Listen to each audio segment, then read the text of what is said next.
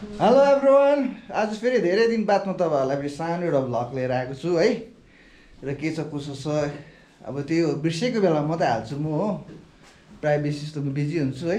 र त्यसले गर्दाखेरि आज फेरि तपाईँहरूलाई सर्टकटमा एउटा सानो भिडियो बनाइरहेको छु है। आज चाहिँ म फाइनली कहाँ आइपुगेँ भन्दाखेरि चाहिँ कुवापानी माथि, यहाँ चाहिँ चिलाउने डाँडा भन्छ होइन। यहाँ विशेष त चाहिँ यहाँ हाम्रो भाउजूको दोकान एकदमै राम्रो, कफी चिया है, तपाईँको मोमो मेन रोडमै छ तपाईँको यहाँनिर है। तपाईँहरू पनि घुम्दै आउनुभयो भने चाहिँ यहाँ चाहिँ आउनु चाहिँ नबिर्सिनुहोस् होला है। यहाँ हेरिराख्नुहोस् है, सब चिज पाउँछ तपाईँले। यहाँ तपाईँको सब्जी भयो है। यहाँ चाहिँ हाम्रो दाजु हुनुहुन्छ है, हेलो गरिदिनुहोस् दाजु। हेलो। यहाँ चाहिँ हाम्रो भाउजू हुनुहुन्छ हो।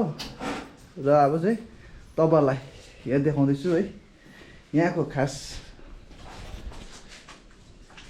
मोमो एकदम दामी हुन्छ है। तपाईँलाई सानो एउटा खाएर टेस्ट पनि गरेर देखाउँछु है।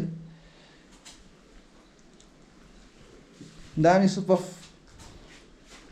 के कसो हुन्छ तपाईँहरूलाई है देखाउँछु। र यहाँ बाहिरको तपाईँलाई भ्युज पनि हेर्नुहोस्, तर अलिकति यो बादल लागेर क्या फकी लागेर चाहिँ त्यति क्लियर देखेको छैन है।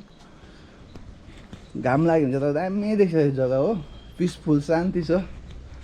ल यहाँ हाम्रो भाइ है, यहाँ हाम्रो दाजु बिचरा बिमार भएर एकदम राम्रो छ दाजु। लाभामा हामी दाजुलाई भेट्नु नबिर्सिनुहोस् होला। ल बाई।